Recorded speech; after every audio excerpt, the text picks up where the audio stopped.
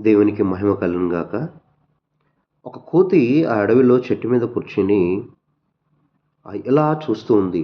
దూరంగా కొన్ని ఇల్లులు కనిపించాయి. ఈ కోతికి అవి చాలా చిన్నవిగా కనిపించాయి. ఇది చూసిన కాకి కోతిని అడిగింది, "ఏం చూస్తున్నావు?" అని. "చూడు, దూరంగా ఇల్లులు చాలా చిన్నవిగా కనిపిస్తున్నాయి. నేను అక్కడికి వెళ్ళి నా గొప్పతనం ఏంటో చూపించుకుంటాను" అని కోతి చెప్పడం జరిగింది. ఆ మాటకి కాకి, "నువ్వు అంత దూరం వెళ్ళడం ఎందుకు? అక్కడ ఏమి జరుగుతాదో, మరి నిన్ను పట్టించుకున్న వాళ్ళు ఉంటారో లేదో, అవి నీకు చిన్నగా కనిపిస్తున్నాయి. కానీ ఒకవేళ అక్కడికెళ్ళిన తర్వాత ఏం జరుగుతుందో" అని చెప్పడం జరిగింది.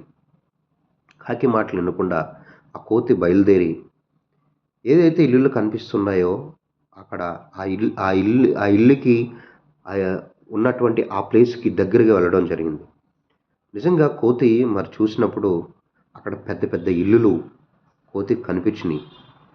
పెద్ద పెద్ద రోడ్లు, కార్లు, బైకులు, సైకిళ్ళు, పశువులు, మనుషులు అందరూ కనిపించేసరికి కోతి ఏదైతే ముందు అనుకుందో, నా గొప్పతనం చూపిస్తాను అని ఆ రివర్స్‌లో అక్కడ ఈ కోతిని పట్టించుకున్న వాళ్ళు ఎవరు లేరు. ఎవరి బిజీలో వాళ్ళు ఉండిపోయారు. అలా నడుచుకుంటూ అక్కడ వెళ్తూ ఉంది కోతి. ఎవరు ఈ కోతిని పట్టించుకోవట్లేదు. ఆ పక్కనున్నటువంటి ఆ డాగ్సు ఈ కోతి వెనకాల పడేసరికి ఈ కోతి భయపడి మళ్ళీ పరిగెత్తుకుంటూ, పరిగెత్తుకుంటూ వచ్చి ఎక్కడి నుంచైతే బయలుదేరిందో తన స్థలానికి ఆ కోతి రావడం జరిగింది. జీవితంలో గొప్పగా మనం ఊహించుకుంటాం. ఆ యొక్క గొప్పతనం అనేది దేవుని బిడ్డలుగా మన దేవుడు మనకి ఇచ్చినప్పటికీ కొన్ని విషయాల్లో దేవుణ్ణి ముందుగా మనం పెట్టుకోకుండా మనమే గొప్పగా ఊహించుకుని, లేదంటే మనకంటే ముందున్నవారు వారే గొప్ప అని ఊహించుకుని, లేదంటే పక్కవారే గొప్ప అని మనం ఊహించుకుని, వారినే గొప్ప కింద మనం ట్రీట్ చేయడం, లేదంటే మనమే గొప్ప కింద మనం చెప్పుకోవడం, ఇవన్నీ కూడా జీవితంలో సాధారణం.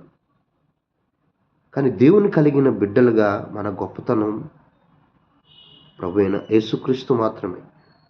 మొదటి దినవృత్తాంతములు 29వ అధ్యాయం 11వ వచనంలో ఉంటుంది, యెహోవా భూమి ఆకాశములందుండు సమస్తమును నీ వశము, మహాచర్యమును ఘనతయు నీకే చెందుచున్నవి.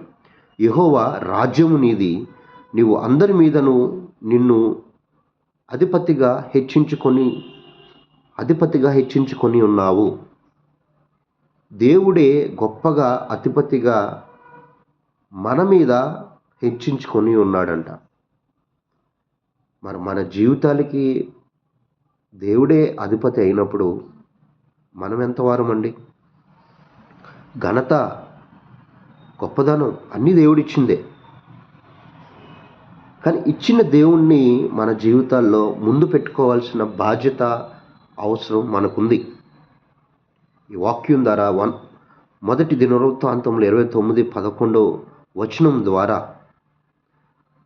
దేవుడే మన మీద అధిపతిగా, నాయకుడిగా, గొప్పవాడిగా హెచ్చించుకొని ఉన్నాడంట.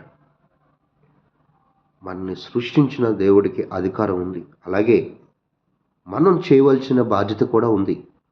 అది ఏంటంటే మన జీవితంలో దేవుడు మాత్రమే మన జీవితానికి గొప్ప. దేవుడు మాత్రమే మన జీవితంలో అధిపతి. ఎప్పుడైతే మన జీవితాల్లో దేవుణ్ణి ముందుగా పెట్టుకుని మన జీవితాల్ని మరి ముందుకు వెళుతూ ఉంటామో మన జీవితాల్లో దేవుడు ఖచ్చితంగా మన యందు కృప చూపిస్తాడు.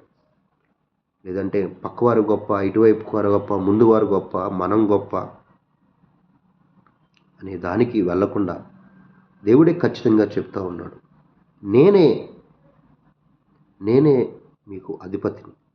సో అటువంటి దేవుణ్ణి కలిగి ఉండడం, మరి అటువంటి కృప చూపే దేవుణ్ణి మనం కలిగి ఉండడం, ఆయన అధిపతిగా మనం జీవితాల్లో ఉంచుకుంటే ఎన్నో మేలులు మనం చూస్తాం. కనుక ఆ రీతిగా మనం ప్రార్థన చేద్దాం. దేవుడు అధిపతిగా మన జీవితాల్లో ఉండేలాగున ప్రార్థన చేద్దాం. ఆమేన్.